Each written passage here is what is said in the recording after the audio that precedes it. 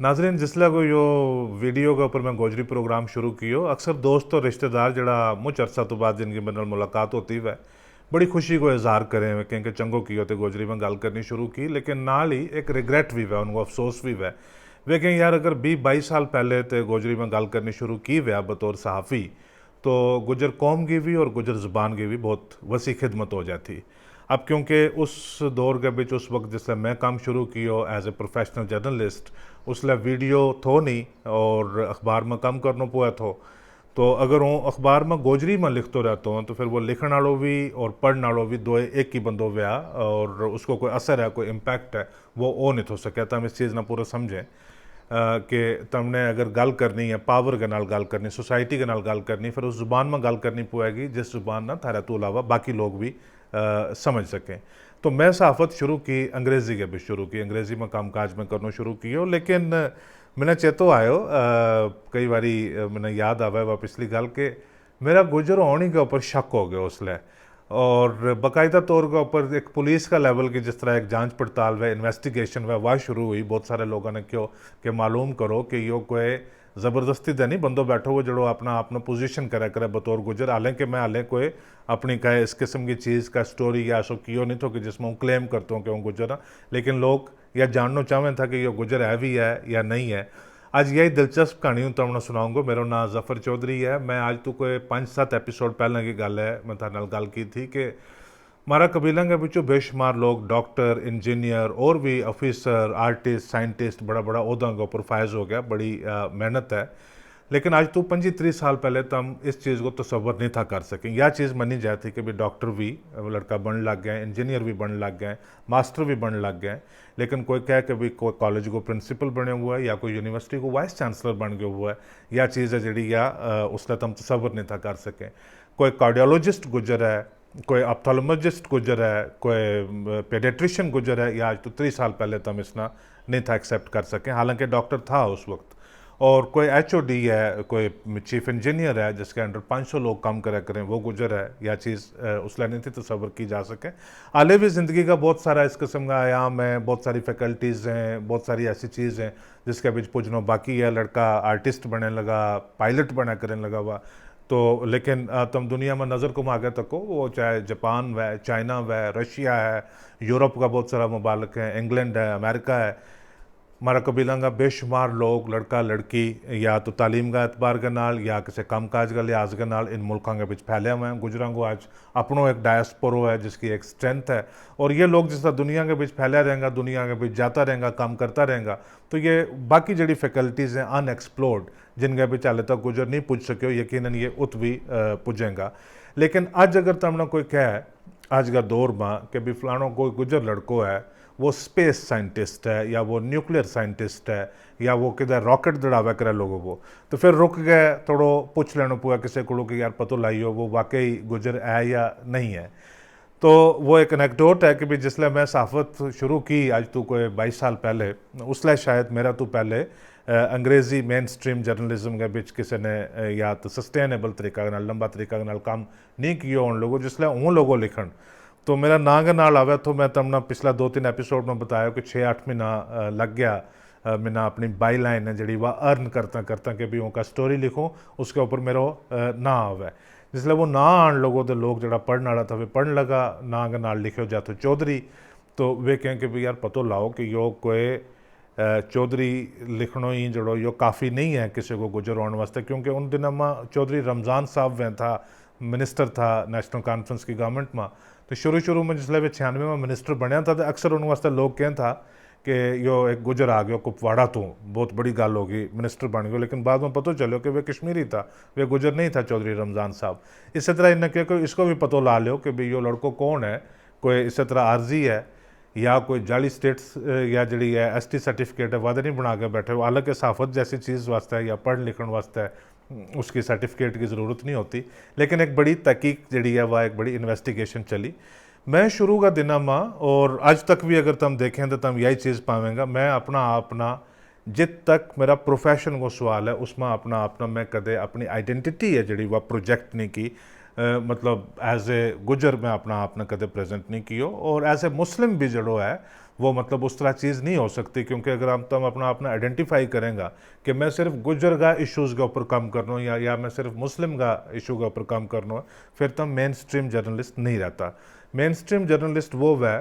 जो पॉलिटिक्स के ऊपर भी करे, जो एडमिनिस्ट्रेशन के ऊपर भी काम करे, जो सिक्योरिटी के ऊपर भी कर सके, बिजनेस एंड फाइनेंस के ऊपर भी कर सके, हर चीज़ के ऊपर, साइंस के ऊपर, स्पोर्ट्स के ऊपर, एग्रीकल्चर के ऊपर, सब चीज़ के ऊपर काम करे, अच्छी स्टोरी वो लिया रिमार्केबल अगर वो काम करे,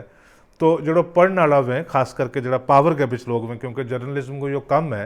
कि जो पावरलैस लोग हैं उनकी गल है जी वह पावरफुल लोगों तक पहुँचाई जाए ताकि कोई इम्पैक्ट हुआ उसको। वह स्टोरी अगर तुमने इस तरह डाइवर्स सब्जेक्ट्स के ऊपर तुम करें वह जिसलिए पावर का हल्का मंच है वे उसने सीरियसली लें। लेकिन अगर तुमने कम ही अपना मजहब या कौम या जुबान का बारे में किया हुआ है, फिर अगे भी लोग जरा बड़ा बिटरिया हुआ आकड़िया हुआ बैठा हुआ, उन्हें पता है कि इसकी कलमी जी चीज़ आवे करे लगी भी या इससे का अपना कुंबा कम्युनिटी कौम ट्राइब उसका बारे में आवे करे, लिहाजा इसके ऊपर कोई ज़्यादा सीरियस वो करने की ज़रूरत नहीं। तो लिहाजा यह चीज़ एक बड़ी एक इम्पॉर्टेंट लेसन तो जर्नलिज्म को कि तय अपना प्रोजेक्ट नहीं करना कि भी हूँ इस कम्युनिटी ना या इस रीजन ना उसना खास करके हूँ रिप्रेजेंट करना चाहूँ। थारी जी आइडेंटिटी की न्यूट्रलिटी है वह होनी बड़ी ज़रूरी है। तो जिसले दफ्तर के बिचों बहस गयो तो मैं ज़्यादा दोस्ती नहीं बनाई कि भी रजौरी तो आया तो रजौरी का जो पॉलिटिशियन है या ऑफिसर है उनके नाल दोस्ती बना लियो, पुंछ का लोगों के नाल दोस्ती बना लियो या किसी का, मैं बड़ो न्यूट्रल अगर नेचुरल प्रोसेस में नेचुरल कोर्स में किसी के नाल वाकफी हुई या तो अच्छी है,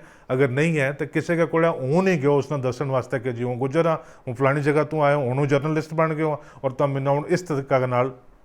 पछाड़ना शुरू कर लियो या मैंने रिकगनाइज करना शुरू कर लियो। तो मेरा नॉर्मल कोर्स में जिन जिन लोगों के नाल मुलाकात होती रही और वो वाकफी को जान पहचान को जो दायरा है वो बदतो रहो। तो जड़ा गुजर कम्युनिटी तो मान लो कि किसी पॉलिटिशियन को कोई प्रेस नोट आवे करे क्या स्टेटमेंट आवे करे क्या उसको कोई जलसो तकरीर सुनी है तो वो इंट्रोड्यूस हो गया, मैंने पता चल गया कि भाई ये फलां पॉलिटिशियन है, इसको यो स्टेचर है, इसको ये ख्याल है और ये इस किस्म का इशूज़ के ऊपर यो बोला है। इसी तरह अगर क्या ऑर्गेनाइजेशन है तो मैंने पता चल गया कि भाई यह फलां है, इसका जड़ा करता तरता है वे फलाना लोग हैं और इन इशूज़ के ऊपर इनको खास कर गए। जी मेरी पहली वाकफी है वह हुई जी दो त्रै ऑर्गेनाइजेशन है जी गुजरां का इशूज़ के नाल डील करें थी। उनके बिचों एक थी गुजर united front, Shah Mohammad Chaudhary advocate और अनवर चौधरी एडवोकेट साहब। ये वैसे तो मेरा पॉइंट ऑफ व्यू के नाल या टू मैन ऑर्गेनाइजेशन थी, लेकिन इनको लेटर हैंड और जिन इशूज़ के ऊपर जितनी बेबाकी के नाल और जितना धड़ल्ला के नाल की गल करें था, इस तरह लगा था कि भाई पूरा जम्मू कश्मीर के अंदर जितना गुजर हैं उनकी बाकायदा तौर के ऊपर नॉमिनेटेड अपॉइंटेड या इलेक्टेड अगर का रिप्रेजेंटेटिव ऑर्गेनाइजेशन है और वह यह है। ये सिर्फ कोई मुकामी इशू या कोई रियासती इशू वो नहीं है, अगर कोई पूरा मुल्क हो या दुनिया में भी कोई कोई बड़ी चीज़ बैठी तो उसके ऊपर इन्हें गल कर लेनी कि भाई ये कहें NC वाला कि अटानमी दो तो नाल गुजर यूनाइटेड फ्रंट की स्टेटमेंट आ गई कि ठीक है हम भी वेलकम करें अटानमी ना, लेकिन तुम दसो कि मारे नाल तुम पावर किस तरह शेयर करेंगे, गुजर उसमें अकोमोडेट किस तरह वैगो। वे दूजा कहें BJP RSS वाला कि भी जम्मू ना एक अलग रियासत बना दो तो इनका कि ठीक है इसना भी जी जेरे गौर इसना लिया जा सके इसके बारे में गल करा, लेकिन उसमें जी अगर नवी रियासत बनेगी उसमें गुजर की हैसीयत वैगी वह नैगोशिएट करा पहले तारे नाल, फिर उस तो बाद हम गल करा। तुम देखो कि इनको के मतलब विजन अमेरिका में अटैक हो गया जो 9/11 को अटैक जिसने के ट्विन टावर्स के ऊपर इसलिए अटैक हो गया, तो इन्हें चिट्ठी लिखी जो अमेरिका को सफ़ीर है हिंदुस्तान में रॉबर्ट ब्लैकविल था उसने चिट्ठी लिखी। उसने क्यों कि जड़ा जम्मू कश्मीर का तमाम गुजर हैं उनमें एक गम और गुस्सा की लहर है जी वह दौड़ गई है इस अटैक के ऊपर और वे बड़ो अफसोस और हमदर्दी जी अमेरिका के लोगों के नाल वे जताना चाहें इस चिट्ठी के जरिए और हम उन्हें रिप्रेजेंट करा। जब चिट्ठी गई है एम्बेसडर के कोड़े तो जाहिर है उसकी बुनियाद के ऊपर एक बयान भी आ गयो प्रेस हुआ, तो वो प्रेस में बयान आयो मैं वो पढ़े हो तो ये अक्सर क्योंकि मारो दफ्तर इनका दफ्तर के नज़दीक तो ये अक्सर आपे ही दफ्तर में आ जाता वो तो थोड़ी दुआ सलाम वगैरह। और कोशिश यह रहती कि भाई क्योंकि आजकल तो लोग व्हाट्सएप ईमेल किसी भी तरीका के नाल स्टेटमेंट जारी कर दें, कोशिश यह रहती कि तुम जिसले किसी ज़ाती तौर के ऊपर दस्ती जाकर तुम अपनी स्टेटमेंट दे के आया है, अब पता नहीं या स्टेटमेंट छपेगी या नहीं छपेगी, या स्टेटमेंट कोई दफ्तर के अंदर कोई ऐसो बंदो बैठो हुआ ऊपर को दवंजी ना कर छोड़ा है, पता नहीं वो कोई डिस्क्रिमिनेशन ना हुआ उसकी। लिहाजा अगर एक आदमी को वाकफ टिके हो रहा है अगर अखबार का दफ्तर के अंदर तो ज़रूर है तम उसने कितने दूजा तड़ा पूछ सकेंगे यार वो कल नहीं थी छपी लेकिन आज किसी तरीका के नाल कट ली। तो ये आमें था तो उस चक्कर में आने का थोड़ा इखलाकी तौर के ऊपर दुआ सलाम भी करें था, मुलाकात रह जाती इनके नाल। वह हमने स्टेटमेंट छापी। कुछ हफ्तों तो बाद जनाब रॉबर्ट ब्लैकविल की तरफों इन्ना चिट्ठी आ गई। और तुमने पता कि एम्बेसडर किसी भी मुल्क को किसी भी मुल्क में जो एम्बेसडर है वो उस पूरा मुल्क ना उसकी हुकूमत ना और उसका अवाम ना पूरा लेजिटिमेट लीगल तरीका के नाल एक पूरा सिस्टम के नाल एक मॉरल तरीका के नाल वो ना रिप्रेजेंट करे। तो लिहाजा अगर किसी मुल्क को एम्बेसडर तमना चिट्ठी लिखा लोगों को या किसी इदारा ना चिट्ठी लिखा करे लोगों को, वह उसकी इंडिविजुअल कैपेसिटी में किसी अफसर की या किसी ब्यूरोक्रेट की चिट्ठी नहीं है। वह चिट्ठी बाकायदा तौर के ऊपर उस मुल्क की जी एक ख्याल है उसने रिप्रेजेंट करे। तो लिहाजा रॉबर्ट ब्लैकविल ने इन चिट्ठी लिखी और चिट्ठी के बीच उसने क्यों कि अमेरिकन अवाम की तरफों तारा जड़ा जज्बात बड़ा मजरू हुआ है, तुम परेशान हो गए हमारे ऊपर जो अटैक हुआ उसकी वजह तो हम पूरा अमेरिका की हुकूमत और अमेरिका की अवाम की तरफों थारो शुक्रिया अदा करना चाहूँ। तो इस तरह इनके नाल मेरी वाकफी हुई। जावेद राय साहब हमें था अपना प्रेस नोट लेके, हमारे को दिन में जितना भी प्रेस नोट इकट्ठा हुए था और वे किसी मिनिस्टर का वें किसी ऑर्गेनाइजेशन का वें चैम्बर ऑफ कॉमर्स का वें किसी का भी वें, उनमें जो सब तो जो बेहतरीन कागज़ जिसमें हाईएस्ट जीएसएम को कागज़ हैवी कागज़ जिसमें इस्तेमाल हुआ तो ब्राइट इंक जिसमें इस्तेमाल हुआ थी और जो उसको वो लेटर हेड है बिल्कुल वो एम्बॉस हो गया हुआ तो कि तुम उसके ऊपर हाथ फेरे तब वो महसूस हुआ तो कि केड़ी चीज़ उसके ऊपर किस तरह लिखी हुई है। वो आवे तो ट्राइबल रिसर्च और कल्चरल फाउंडेशन जी जावेद राय साहब की है उसकी तरफों वो आवे तो ये अक्सर हमें तो जिले दफ्तर में इन्हें हेलमेट पाए हुआ तो मेरी बड़ी क्यूरियासिटी रहती कि भी इन्हों किसी दिन कहूँ कि भी जरा थारा ये ऑर्गेनाइजेशन का चीफ है इनके नाल मुलाकात करवाई हो। आस्ता आस्ता दोस्ती हुई तो पता चलो कि जावेद राय साहब आपे ही उसका जो चीफ ऑर्गेनाइज़र भी हैं और सारा जो काम करें उसमें वे आपे ही करें। मेरा गुजर होने के ऊपर बिना नहीं तो पता कि बैकग्राउंड में एक शक चला करा लोगों को एक गल चला करा लगी हुई कि ये लड़को गुजर भी है या नहीं है। मसूद चौधरी साहब को मैं ना सुन रखे वो तो एक दो बारी उन्होंने देख भी चुके वो तो पता चलो कि जी ये आईजी बने हैं और उसले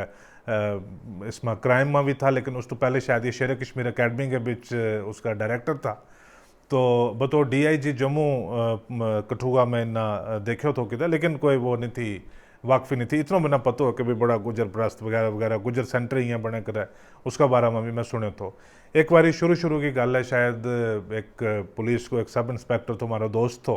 तो हम गड्डी में जाकर था लगा चलावे तो उसने अचानक जितना जो गुजर सेंटर है गुजर चैरिटेबल ट्रस्ट की ताजमहल नुमा बिल्डिंग है वो तो थोड़ा तम अगे जाए जिसलिए तो गुजर कॉलोनी दर जो अंदर रस्तो जाए वो बड़ो एक हैंडसम आदमी बिल्कुल हाले गर्मियाँ का दिन था पैंट शर्ट पाई हुई लेकिन टाई शाई पाई हुई एण किस तरह चढ़ाई हुई ऊपर तो यो बंदो जड़ो यो गड्डी चलावे तो लोगों सब इंस्पेक्टर थो यो तो यो कम गयो यो तो इन्हें गड्डी साइड के ऊपर की मैं क्यों क्या है तो कहने लगा जी ये चौधरी साहब मैं क्या अच्छा ये यो क्यों तो जाकर इस तरह करके इसने बड़ो वो तमीज़ के नाल जैसा वे पुलिस वाला करें वे करे चलें तो वे कहने लगो आओ थारी भी मुलाकात कराऊँ। मैं क्यों यार हमारी हम कितने बाद में किसी अपना तरीका कर लें मुलाकात खैर हम तो निकल गया। एक तरह हूँ यूनिवर्सिटी में गयो यूनिवर्सिटी में प्रोफेसर साहब मैं था प्रोफेसर हरिओम तो मैं शायद किसी चीज़ वास्ते अप्लाई कर रहा था या क्या थो मेरे को एक डॉक्यूमेंट्स को सारा सेट थो और वे हूँ अटेस्ट करवाना चाहता था उन्हें पता ना कि वो अप्लाई करता मैं गेजेटेड ऑफिसर का अटेस्टेशन की ज़रूरत है वो अटेस्ट करवाना चाहता हूँ। मैं उसको डॉक्यूमेंट सारा अटेस्ट करवा लिया और करवा के अपना बैग में रख लिया। उनके बीच शायद एसटी सर्टिफिकेट है जो वो भी तो हरिओम के नाल मेरी डिस्कशन मुलाकात वगैरह हुई वो भी गुजरां के ऊपर काफ़ी कम शम हौसला करे में था। बाद बंद हरिओम साहब काफ़ी आगे निकल गया तो वे मैंने समझाने लगा कि भी गुजर में फ़लान है गुजर में कोई शियो नहीं होता गुजर में फ़लान नहीं होता तो वो लंबी चौड़ी वही जड़ी चीज़ वह गुड मुस्लिम बैड मुस्लिम गुड गुजर बैड गुजर वगैरह उसके इर्द गिर्द वो बाद में आस्ता आस्ता जाकर समझ आवे। मैंने वो कहने लगो कि यार वो तो जाने जो मसूद चौधरी साहब है एक पुलिस अफसर है बड़ो। मैं क्यों हाँ मैं ना सुने वो मैंने पता है तो कहने लगो उसने एक दिन फ़ोन किया तो वो पूछा तो कि भाई यो इस लड़का ना तुम जाने तो मैं क्या शायद हो सके पूछता हुएगा क्योंकि उन्होंने वहाँ मीडिया में मेरा ना शाह आवे बाई लाइन आवे तो लिहाजा हो सके वो पूछे हुआ वो। कुछ दिन तो बाद फिर हरिओम साहब के नाल मुलाकात हुई कहने लोग यार पासे आते ने गल दसनी है मैं कहना वो चौधरी साहब तो फिर फ़ोन आया वो पूछा था कि यार कोई सही पता चली सकता कि नहीं ये मुंडा गुजर है भी है कि नहीं तो मैं उन्हें दसिया कि मैं अपनी अखें कन्ने देखा कि मैं दी वो की ही स्टेट सब्जैक्ट के सर्टिफिकेट में अटेस्ट की तो मैं कन्फर्म किया उन्हें चंगा किया ना कोई माड़ा तो नहीं किया तो मैं यार ठीक है इट्स जस्ट फाइन अगर है तो ठीक है तो नहीं तो कोई वो मसला नहीं है। तो दिन गुजर गयो, मैं भी कोई ज़्यादा उसके बारे में अटेंशन नहीं, लेकिन एक क्यूरियासिटी हो जाती कि भाई ठीक है यार, थारा कम की वजह तो लोगों ने नोटिस करनो शुरू कर लियो है। तो वो एक सतवारी तो अगे मीरा साहब वाले पास जे उत एक बॉर्डर रोड ऑर्गेनाइजेशन को एक पुल की इनागोरेशन फाउंडेशन स्टोन शायद वो रखे जानो तो, उसमें फारूक अब्दुल्ला साहब ने आनो तो और उसमें था वे एक के भी उस तो पहले सेरेमनी वे पंडित मौलवी वगैरह सारा वे बैठ के वो तो मैं देखो एक साहब एक वाइट सफारी सूट उन्हें पाया वो और अगे पीछे लोग शोक काफ़ी तो बड़ा एक्टिवली कदे किसी ऑफिसर नाल गल चला करे किसी मिनिस्टर नाल उसना तो बड़ा मतलब बड़ा एक जिस तरह नहीं तो रेस्टलेस वे आदमी बिल्कुल रेस्टलेस। जिस तरह लड़का की शादी वे घर में तो जो बाप है वो देखा सारा इंतजाम वगैरह सारा ठीक है। तो मैंने किसी ने क्यों कि यही है तो उन जाके मिले हो, मैं क्यों जनाब मेरा नाम जफ़र चौधरी है, मैं उर्दू के बीच गल की तो इन्हें क्यों ओ अजीज़ तमें जफ़र चौधरी, अच्छा अच्छा अच्छा अच्छा अच्छा नहीं नहीं बड़ो अच्छा बहुत अच्छा मुलाकात करनी थारे नाल किसी दिन। तो मैं क्यों जिस तरह सुने हो तो उस तरह मैं पायो, मैं क्यों जी ठीक है कद तुम दसे मुलाकात वास्ते, उन्हें क्यों फ़ोन के ऊपर गल करा फिर वक्त तय करन दे हम मुलाकात करांगा, मैं जी ठीक है। वो जड़ी वह इनकी वो हाइपर एक्टिविटी और वो सारी चीज़ वह देखें था वो मैंने समझ आई कि वे क्यों करें था। उनने उस इवेंट तो बाद फारूक अब्दुल्ला साहब ने इनका जो गुजर सेंटर ट्रस्ट को जो इवेंट है उसमें किसी में जानो तो क्या उसने क्या तख्ती रखनी थी या कोई प्रोजेक्ट इनागोरेट करना तो या कुछ करना तो वो फारूक साहब आया, उन्हें छोटी सारी तकरीर की, फितो शितो कट्यो, फाउंडेशन स्टोन रखे सारों में देखो। मैं नज़र मारी तो वो फारूक साहब ने आपे बैस गया गड्डी के बीच आपे चलाने लग गया तो अगे फ्रंट सीट के ऊपर बैठ गया मसूद साहब, दो ने काली अणक शणक सटी हुई तो कैवलकेड निकले तू चले गयो। मैंने नहीं तो पता कि ये किए जा करने लगा, वो मैंने बाद में इसलिए शाम बेला गवर्नमेंट की तरफों वो आया प्रेस नोट वगैरह तो उसलिए मैंने पता चलो कि ये उत ट्रस्ट में गया हुआ था। मैं जाता मैं तक यह चीज़ मैं उसलिए भी इमेजिन की, उस तो बाद कई बार करते रहो और अज भी करूँ कि ये IG था और चीफ मिनिस्टर के नाल फ्रंट सीट के ऊपर बैस गया, बड़ा स्टाइल के नाल बिल्कुल बड़ा कॉन्फिडेंस के नाल यो तो निकल गया। आज का दौर में मतलब वो बड़ी लंबी और कॉम्प्लिकेटेड हो जाएगी गल, किसी की जरूरत नहीं होती कि वो इतना कॉन्फिडेंस के नाल किसी के नाल इस तरह वो चला है। बट एनीवे वो उस दिन को दिन है जो वो गुजर गयो, वो भी उसना मैं मामला ने थोड़ा सारा वाले लाइटली लियो, लेकिन कोई कई हफ्तों तो बाद मैं फ़ोन कियो इन्ना मैं रेजिडेंस के ऊपर शाम बेले, पहले कि ताड़ी दफ्तर में कियो तो नंबर लियो, शाम बेले रेजिडेंस के ऊपर फ़ोन कियो। मैं क्यों जी अस्सलाम वालेकुम, मैं जफ़र चौधरी बोलूँ कश्मीर टाइम तो, इस तरह अपनों दस दितो मैं पूरा। कहने लगा हाँ अजीज़ वो तो हमारी फिर मुलाकात, मैं क्यों जी हाँ, वो तुमने क्यों था कि तुम टेलीफोन करेंगे तो तुमने टेलीफोन किया ही नहीं तो फिर लिहाजा मुलाकात नहीं हो सकी थी ना, मारे गड़ाको बड़ो ज़बरदस्त कि यार यो कोई बंदू है जड़ो यो अगर तू टक्कर ना लो ये कहने लगा अजीज़ टेलीफोन तय करना तो मैं नहीं तो करना हो, मैं क्या था कि आप टेलीफोन करना, मैं कहा चलो कोई गल नहीं, एक आइस ब्रेकिंग है जी वह हो गई। उस तो बाद तय पायो गयो कि भाई कमिंग आने वाला एतवार ना जो है वो तुमने आ जाना ट्रस्ट के बीच और उत मारी जी प्रॉपर फॉर्मल जी पहली मुलाकात है वह हो गई। ना इनने कदे जिक्र कियो तो ना मैं जिक्र कियो कि जी बैकग्राउंड के बीच इन्वेस्टिगेशन चली है कि अब क्या यो गुजर है या नहीं है, उसने डिटर्मिन करने वास्ते जी इन्वेस्टिगेशन चली है कि भी मैंने उस चीज़ की सारी इतला थी, इनने भी या नहीं क्यों कि भी हमने तेरा गुजर होने के ऊपर शक वो बहुत मारो जो एक रिलेशनशिप जिसले बिल्ट हो काफ़ी महीनों तो बाद या साल तो बाद इन्हें दसो कि यार एक बार इस तरह हो गया तो फिर हमने कई लोगों को इन्वेस्टिगेट करवायो कि तू है भी है गुजर के नहीं। ट्रस्ट के बिचों गयो शायद ऑलरेडी मेरी गलबात है जी वह काफ़ी लंबी हो गई है, उसकी जी शक्ल सूरत है वह अज की तरह नहीं थी, वो काफ़ी मुख्तलिफ थो, बहुत सारी या बिल्डिंग कई बारी आई है, कई बारी इसने जो इन्हें रीमॉडल की हो फिर फाइनली जगह यह चीज़ बनी है। तो हम बैठ के एक जगह उत बहुत सारा लोग था, खुदा जल नसीब करे महमूद राना साहब भी उस दिन उत्ते ही था, बशीर जज साहब था, तो और ये जड़ा जम्मू कठुआ का सांबा का जड़ा सारा गुजर हजरात हैं ये था जड़ा ट्रस्टी हैं ऑनरेबल, पर इनमें बहुत सारा लोगों के नाल जी मेरी वह वाकफ़ी थी नहीं, उन्हें एक एक करके थोड़ो दस्यो। तो एक जगह पौड़ी चढ़ के ऊपर ले गया, कहने लगा जी हूँ खानों को इंतज़ाम रखे हुआ है तो चलो खानों खाया जाए। मैं देखो अंदर एक बड़ो नहायत ही एक माहौल बना के रखे हुए इन्हें खानों को, किधर दूर मक्की रोटी भी थी, लस्सी भी थी, सब्ज़ी भी थी, लेकिन कोई चिकन शिकन को इंतज़ाम भी तो बैठ गया सेंटर वाली कुर्सी के बीच चौधरी साहब बैठ गया, तो पीछे टेप रिकॉर्डर लोगो वो तो जो पुराना स्टाइल को नहीं वो 3 in 1 टेप रिकॉर्डर हो तो उसमें कोई गोजरी बैत लगा हुआ, तो हूँ अक्सर देखूँ कि भी ये खासकर जड़ा जम्मू वाला हजरत था, ये पूरी तरह के नाल शायद उसके नाल कनैक्ट नहीं था कर पावा करें, लेकिन ये खानों खें नाल सुने नाल सुन गए, तो फिर इस तरह जिस तरह इंसान वो म्यूजिक ना किधर थोड़ा इंजॉय करते हुए इस तरह कर गए, तो वो ऑब्जर्व करते रहो सारी चीज़ा ना, वो समझते रहो कि भी यो के जो कल्चरल कनैक्ट है जो वो किस तरीका के नाल इस्टैब्लिश हुआ करे। तो वह एक पहली बारी एक रूबरू फिर मुलाकात हो गई, और उस तो बाद एक बड़ो लंबो सिलसिला जो है 20-22 साल के ऊपर मुश्तमिल जो उसमें चले, उसमें बेशुमार कहानी उसके भी शामिल है। लेकिन साल 1.5 साल है जी एक असमंजस की सिचुएशन है, एक अनसर्टेनिटी की सिचुएशन है जी वह बनी रही कि भी यो अक्सर यह गल कहते थे कि भाई पतो लाओ कि भी इसके नाल अगर कोई राज की गल कोई पोलिटिकल इस किस्म की अगर की जाए तो यो किधर याद है नहीं कि भी उसना लीक कर छोड़ा को पता नहीं यो गुजर है भी है या नहीं है, वह उसले जाके फिर आस्ता आस्ता यो इस्टेब्लिश होने लगो कि यो वाकई गुजर है। और मेरे ख्याल में टूवर्ड द एंड या कहूँगा कि अगर सहाफ़त में तारी आइडेंटिटी अगर इस तरह अगर बनी रहे, मेरे ख्याल में वो सब तो बेहतर है। तो हम दयानतदारी के नाल भी और अच्छा प्रोफेशनल तरीका के नाल तो हम अपनी रिस्पॉन्सिबिलिटीज़ डिस्चार्ज कर सकें। आज को एपिसोड देखने वास्ते